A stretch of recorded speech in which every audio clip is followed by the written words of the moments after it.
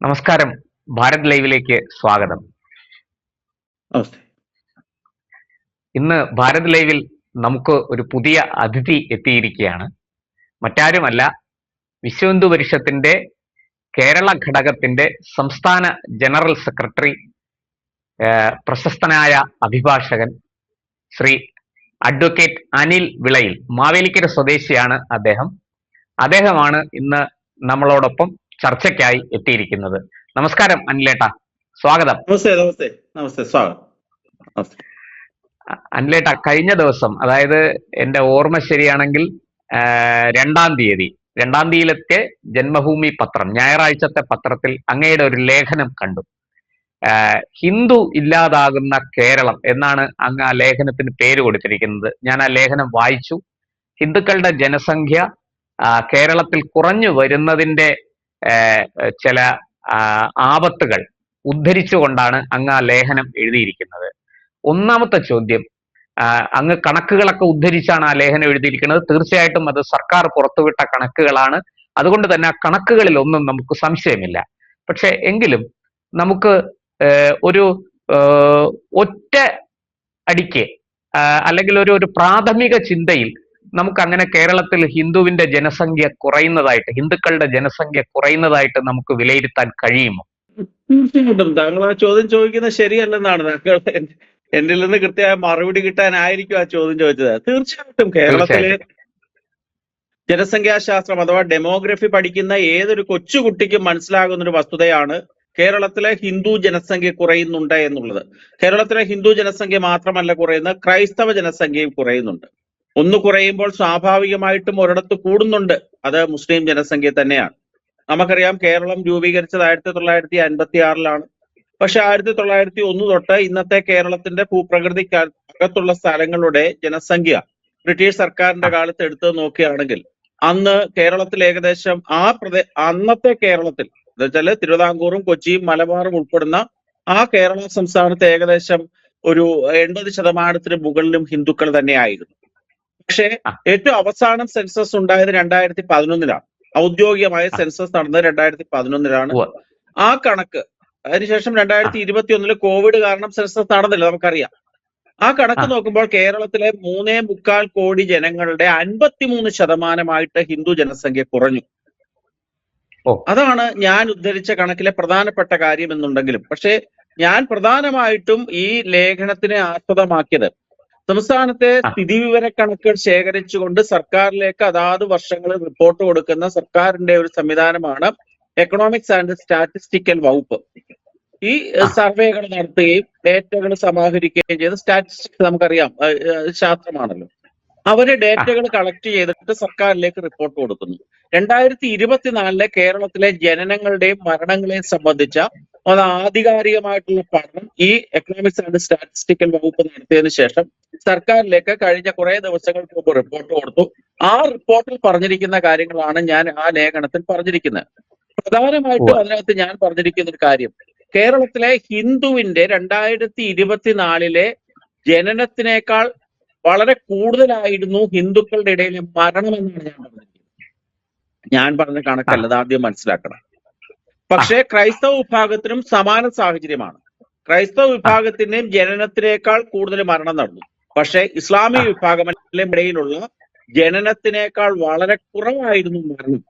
അങ്ങനെ വരുമ്പോൾ വരും വർഷങ്ങളിൽ ഈ കേരളത്തിലെ ഹിന്ദുവിന്റെ ജനസംഖ്യ വളരെ കുറയാനും മുസ്ലിം ജനസംഖ്യ ഏകദേശം ഒരു 35% വരെ വർദ്ധിക്കാനുമുള്ള സാധ്യത തള്ളിക്കളയാൻ സാധിക്കില്ല എന്നാണ് ഞാൻ പറഞ്ഞത്. തീർച്ചയായിട്ടും ഇങ്ങനെ ഈ തരത്തിൽ ഹിന്ദുവിന്റെ ജനസംഖ്യ, ക്രിസ്ത്യാനിയുടെ ജനസംഖ്യ കുറയുന്നത് കൊണ്ട്, മുസ്ലിം ജനസംഖ്യ വർദ്ധിക്കുന്നത് കൊണ്ട് നമുക്ക് എന്തൊക്കെ അപകടങ്ങളാണ് അതിനകത്ത്, എന്തൊക്കെ ആപത്തുകളാണ്, അല്ലെങ്കിൽ ഈ പറയുന്നത് പോലെ ജനസംഖ്യാ സംബന്ധമായ ഒരു ഇക്വിലിബ്രിയം, ഒരു നേരത്തെ ഉണ്ടായിരുന്ന ആ ഒരു സന്തുലനം അത് നിലനിർത്താൻ പറ്റാതെ വരുമ്പോൾ ഉണ്ടാകുന്ന പ്രശ്നങ്ങൾ എന്തൊക്കെയാണ്? ഞാൻ പറയാം. ഈ സർക്കാർ സംവിധാനം അംഗീകരിച്ച കണക്കുകൾ പ്രകാരം 2014 ആകെ ജനിച്ച ഹിന്ദുക്കളുടെ എണ്ണം 1,36,163 ആയിരുന്നു. മരണമെന്ന് പറയുന്നത് 1,87,029 ആയിരുന്നു. എന്ന് വെച്ചാൽ ആ. 50,000 ജനനത്തിനേക്കാൾ കൂടുതൽ 50,916 മരണങ്ങൾ ഹിന്ദുക്കളുടെ ഇടയിൽ ഉണ്ടായി. മുസ്ലിം വിഭാഗത്തിലെ ഈ 2024 ജനനം എന്ന് പറയുന്നത് 1,59,088. മരണം വെറും 62,471 എന്ന് വെച്ചാൽ അവരുടെ മരണത്തിനേക്കാൾ ജനങ്ങളുടെ എണ്ണം 96,617 കൂടി. ക്രൈസ്തവ വിഭാഗത്തിന്റെ ജനനം 48,476, മരണം 63,172 എന്ന് പറഞ്ഞാല് ഏകദേശം 14,696 മരണങ്ങൾ കൂടുതലായിരുന്നു. ബാക്കി കുറച്ച് ഇതര മതവിഭാഗങ്ങള് മതം രേഖപ്പെടുത്താത്തവരുടെയൊക്കെ നാമമാത്രമായ 10-300 സംഖ്യകൾ മാത്രമേ ഉള്ളൂ. ഇങ്ങനെ വരുമ്പോൾ കേരളത്തിലെ ആകെ ജനനങ്ങൾ 3,44,766 ആയിരുന്നു. മരണങ്ങൾ എന്ന് പറയുന്നത് 3,13,553 ആയിരുന്നു. ഇതാണ് കണക്കിനകത്തെ ശാസ്ത്രീയമായി മനസ്സിലാക്കേണ്ട കാര്യം. നമ്മൾ ചിന്തിക്കേണ്ട ഒരു കാര്യം, കേരളത്തിലെ ഈ അടുത്ത കാലത്ത് ഉയർന്നു വന്ന പ്രധാനപ്പെട്ട ഒരു വാദമായിരുന്നു മലപ്പുറം ജില്ലയെ 3 ആക്കണമെന്നുള്ളൊരു ആവശ്യം വന്നിരുന്നു.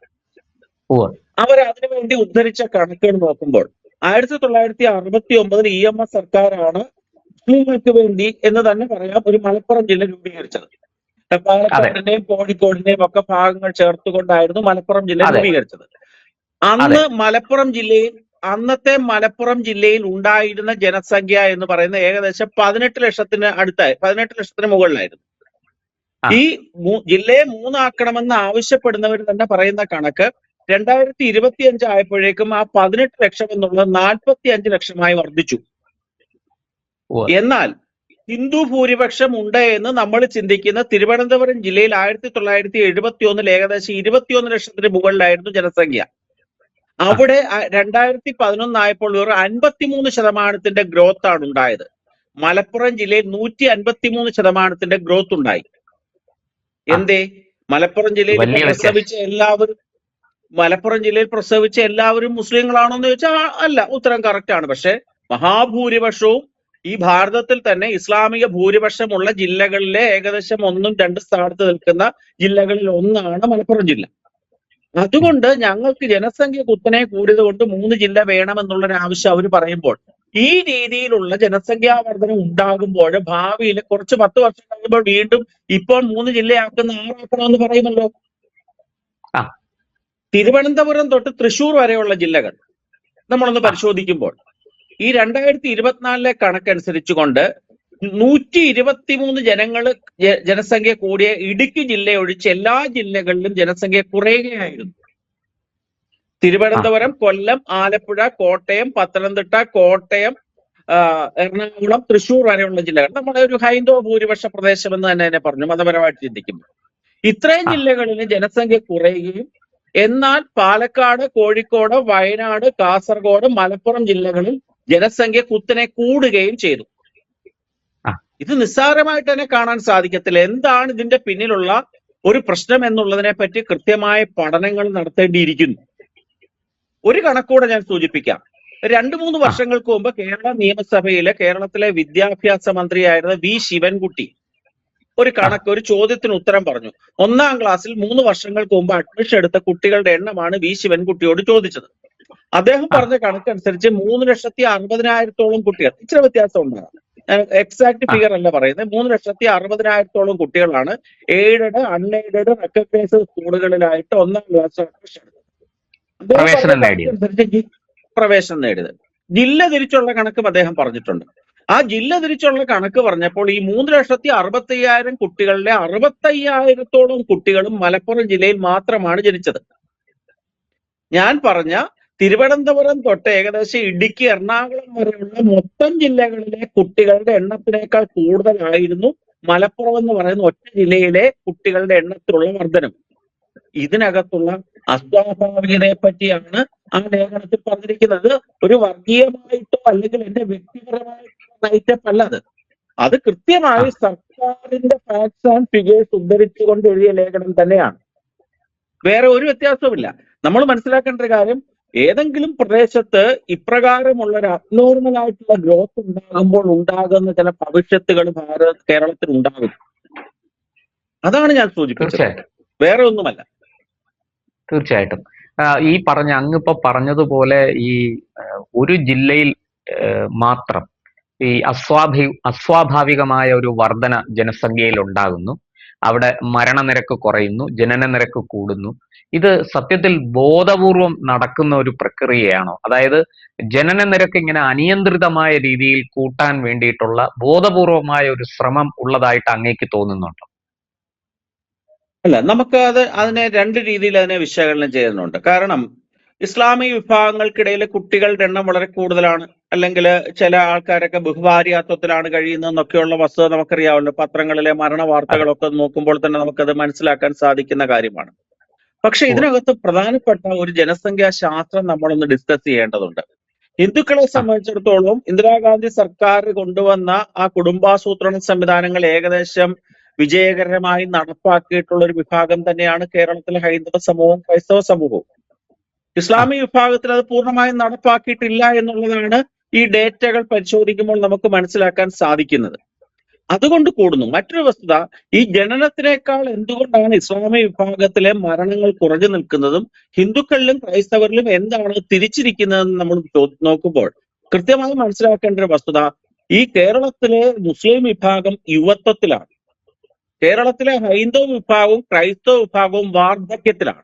എന്ന് പറഞ്ഞാൽ ഉണ്ടാകുന്ന TFR rate, total fertility rate, RSSന്റെ സർസംഘചാലകനായ ശ്രീ മോഹൻ ഭാഗവത് 2 വർഷങ്ങൾക്ക് മുമ്പ് വിജയദശമി ദിനത്തിൽ നടത്തിയൊരു പ്രസംഗമുണ്ട്. അദ്ദേഹം പറഞ്ഞൊരു കാര്യമുണ്ട്, ഏതെങ്കിലും ജനവിഭാഗത്തിന്റെ ടോട്ടൽ ഫെർട്ടിലിറ്റി റേറ്റ് 2.1 താഴുകയാണെങ്കിൽ ആ വിഭാഗം സ്വാഭാവികമായും ഇല്ലാതാകുമെന്നാണ് അദ്ദേഹം ഉദ്ധരിച്ച കണക്കിൽ പറഞ്ഞിരിക്കുന്നത്. അത് അദ്ദേഹത്തിന്റെ ഉദ്ധരിച്ച് പറഞ്ഞതല്ല, ജനസംഖ്യ ഡെമോഗ്രഫി എന്ന് പറയുന്ന ആ ജനസംഖ്യാ ശാസ്ത്രത്തിനകത്തുള്ള ഒരു വസ്തുത തന്നെയാണ്.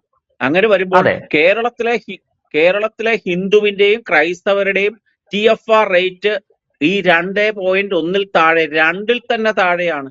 ഹിന്ദുക്കളെ സംബന്ധിച്ചിടത്തോളം 1.94, ക്രൈസ്തവരെ സംബന്ധിച്ച് 1.85. ഇങ്ങനെ ഈ രീതിയിൽ അസ്വാഭാവികമായിട്ടുള്ള ജനസംഖ്യ കുറയുകയാണെങ്കിൽ കുറെ വർഷങ്ങൾ കഴിയുമ്പോൾ, ചിലപ്പോൾ നമ്മളുടെ ഒന്നും കാലത്ത് സംഭവിക്കണമെന്നൊന്നും അല്ല ഞാൻ പറയുന്നത്, ഒരു 10-50 വർഷങ്ങൾക്കകത്ത് കേരളം എന്ന് പറയുന്നത് ഹിന്ദു ന്യൂനപക്ഷമായിട്ടുള്ള ഒരു സംസ്ഥാനമായി കേരളം മാറുകയും ഇസ്ലാമിക ഭൂരിപക്ഷമായിട്ടുള്ള ഒരു സംസ്ഥാനമായി കേരളം മാറാനുമുള്ള സാധ്യതയുണ്ട്. ഈ ജനസംഖ്യയുടെ ഈ പ്രസവത്തിന്റെ കണക്കുകൾ കൊണ്ട് മാത്രമല്ല ഹിന്ദു ജനസംഖ്യ കുറയുന്നത്, നമ്മളൊന്ന് മനസ്സിലാക്കേണ്ട ഒരു വസ്തുതയുണ്ട്. എന്താണ് ഇനി പ്രധാനപ്പെട്ട കാര്യങ്ങൾ? ഹിന്ദു ചെറുപ്പക്കാരെ സംബന്ധിച്ചിടത്തോളം തൊഴിലിനും വിദ്യാഭ്യാസത്തിനും വേണ്ടി ഹിന്ദു ക്രൈസ്തവ വിഭാഗത്തിലെ ഒരു പ്രബലരായിട്ടുള്ള വിഭാഗവും മറ്റു സംസ്ഥാനങ്ങളിലേക്കും രാജ്യങ്ങളിലേക്കും മൈഗ്രേറ്റ് ചെയ്യുന്നു, കുടിയേറുന്നു എന്നുള്ളൊരു വസ്തുതയാണ്. രണ്ടാമത്തേത്, ഹിന്ദുക്കളുടെ ഇടയിലുള്ള വിവാഹത്തിന്റെ പ്രായം വളരെ കൂടുതലാണ്. ആൺകുട്ടിയാണെങ്കിലും പെൺകുട്ടിയാണെങ്കിലും വിവാഹം കഴിക്കുന്ന പ്രായം ഇന്ന് ഏകദേശം 30 മാറി. പക്ഷെ ക്രൈസ്തവരെ സംബന്ധിച്ചിടത്തോളം ക്രൈസ്തവരും ഏകദേശം അതേ അവസ്ഥയിലാണ്. പക്ഷെ മുസ്ലിങ്ങളെ സംബന്ധിച്ചിടത്തോളം അവരുടെ വിവാഹ പ്രായം ഒരു 23-24 വരുന്നത്.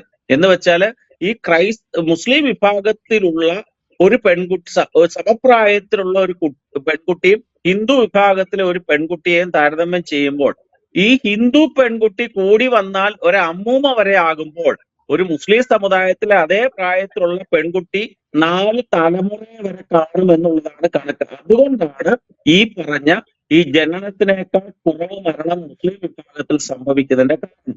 മറ്റൊരു വസ്തുതയുണ്ട്, നമ്മൾ ഈ ചർച്ച ചെയ്യാതെ പോരാത്തൊരു വിഷയമുണ്ട്. ഹിന്ദുക്കളുടെ ഇടയിൽ വിവാഹം നടക്കാത്തതിന്റെ മറ്റൊരു കാരണം നമ്മൾ ചിന്തിക്കണം, നമ്മളെങ്കിലും ചിന്തിക്കേണ്ട കാലഘട്ടമാണിത്. ഈ നാൾ പൊരുത്തം നോക്കൽ ഒരു പ്രധാന പ്രശ്നമാണ്. ഒരു ജ്യോതിഷന്റെ അടുത്തേക്ക് ഒരു വിവാഹത്തിന്റെ ഒരാൾ ചെല്ലുമ്പോൾ ആ ദോഷം ഈ ദോഷം എന്നൊക്കെ പറഞ്ഞ് ആൾക്കാരെ വിവാഹത്തിൽ നിന്ന് തടയുന്ന ഒരു ഘടകമുണ്ട്. അത് ഹിന്ദു സംഘടനകളും ഹിന്ദു വിഭാഗത്തിലെ ഇത്തരത്തിലുള്ള ആചാര്യന്മാരും ഒക്കെ കൃത്യമായി ചിന്തിക്കേണ്ട ഒരു വസ്തുതയാണ്. ഉണ്ടെങ്കിലേ ചിത്രം വരയ്ക്കാൻ സാധിക്കുകയുള്ളൂ. ആ തടസ്സം ഈ തടസ്സം എന്നൊക്കെ പറഞ്ഞ് വിവാഹത്തിനെ മുടക്കുന്ന ഒരു പ്രവണത കൂടി വരുന്ന ഒരു കാലഘട്ടമാണ്. അതും നമ്മൾ തിരിച്ചറിയണം. അതും ജനസംഖ്യ കുറയുന്നതിന്റെ ഒരു കാരണമായി എന്റെ വ്യക്തിപരമായ അഭിപ്രായമാണ്. തീർച്ചയായിട്ടും. അപ്പോ ഇത് ഈ ജനസംഖ്യാപരമായ ഈ അസന്തുലനത്തിന് ഒരു പരിധിവരെ കാരണം ഹിന്ദു സമൂഹത്തിനുള്ളിൽ നിൽക്കുന്ന പ്രശ്നങ്ങളും ഒപ്പം അങ്ങീ പറഞ്ഞ തൊഴിലിന്റെ ബുദ്ധിമുട്ടും തൊഴിൽ തേടിയുള്ള മൈഗ്രേഷനും കുടിയേറ്റവും അതുപോലെ തന്നെ വിവാഹപ്രായം വളരെ കൂടിയിരിക്കുന്നതും ഒക്കെ ചേർന്ന് വരുന്നതാണ് എന്ന് ഏതാണ്ട് നമുക്ക് വ്യക്തമാകുന്നു. പക്ഷെ ഇത് മുസ്ലിം സമൂഹത്തിന്റെ ഇടയിൽ ഇത്തരം വെല്ലുവിളികൾ ഒന്നുമില്ല. അവർ വളരെ ചെറുപ്പത്തിൽ തന്നെ വിവാഹം കഴിയുന്നു, കുട്ടികൾ ഉണ്ടാകുന്നു, അങ്ങനെ മുന്നോട്ട് പോകുന്നു. തീർച്ചയായിട്ടും ഇതിന് അങ്ങിപ്പോ വിശ്വ ഹിന്ദു പരിഷത്തിന്റെ സംസ്ഥാന ജനറൽ സെക്രട്ടറിയാണ്. അങ്ങയുടെ സംഘടന ഹിന്ദുക്കളുടെ ഉന്നമനത്തിന് വേണ്ടി പ്രവർത്തിച്ചു കൊണ്ടിരിക്കുന്ന, എത്രയോ വർഷങ്ങളായിട്ട് പതിറ്റാണ്ടുകളായിട്ട് പ്രവർത്തിച്ചു കൊണ്ടിരിക്കുന്ന ഒരു സംഘടന കൂടിയാണ്. ഇന്ത്യയിൽ അങ്ങോളം ഇങ്ങോളം കാശ്മീർ തൊട്ട് കന്യാകുമാരി വരെ അങ്ങയുടെ സംഘടനയ്ക്ക് ശക്തമായ വേരുകളും പ്രവർത്തനവുമുണ്ട്. വിശ്വ ഹിന്ദു പരിഷത്ത് ഇക്കാര്യത്തിൽ എന്ത് നടപടി സ്വീകരിക്കാൻ ഉദ്ദേശിക്കുന്നു? ഹിന്ദുക്കളെ ബോധവൽക്കരിക്കാൻ, ഹിന്ദുക്കളിലെ ജനസംഖ്യ ആ അസന്തുലനം ഇല്ലാതാക്കി ഒരു സന്തുലനം കൊണ്ടുവരാൻ വേണ്ടിയിട്ട് വിശ്വ ഹിന്ദു പരിഷത്തിന് ക്രിയാത്മകമായ എന്തെങ്കിലും പദ്ധതികളുണ്ടോ? അതുകൂടി പറഞ്ഞ് നമുക്ക് ഈ ചർച്ച അവസാനിപ്പിക്കാം. തീർച്ചയായിട്ടും ഞങ്ങൾ ഈ വിഷയത്തിനെ പറ്റി വളരെ ഗഹനമായി ആലോചിക്കുകയും ചർച്ചകൾ ചെയ്യുകയും ചെയ്തിട്ടുണ്ട്. ആദ്യമായിട്ട് ഞാൻ ഈ ചാനലിലാണ് പറയുന്നത്, വിശ്വ ഹിന്ദു പരിഷത്തിനെ സംബന്ധിച്ചിടത്തോളം ഞാൻ അവസാനം പറഞ്ഞൊരു ഘടകമുണ്ട്. ജാതീയപരമായ പ്രശ്നങ്ങളും ജാതകപരമായ പ്രശ്നങ്ങളുമാണ് വിവാഹത്തിന് തടസ്സമായി നിൽക്കുന്നതും അതിൽ കൂടി ജനസംഖ്യ കുറയാനുള്ള പ്രധാന കാരണങ്ങളിൽ ഒന്ന് എന്ന് നമ്മൾക്ക് മനസ്സിലായതിന്റെ അടിസ്ഥാനത്തിൽ വിശ്വ ഹിന്ദു പരിഷത്തിന്റെ ആഭിമുഖ്യത്തിൽ ഈ ചിങ്ങമാസത്തോടുകൂടി ഒരു ജാതിരഹിത ജാതകരഹിത വിവാഹ സമ്പ്രദായത്തിന് പ്രോത്സാഹനം നൽകത്തക്ക രീതിയിലുള്ള ഒരു വേദി ഞങ്ങൾ തയ്യാറാക്കുകയാണ്.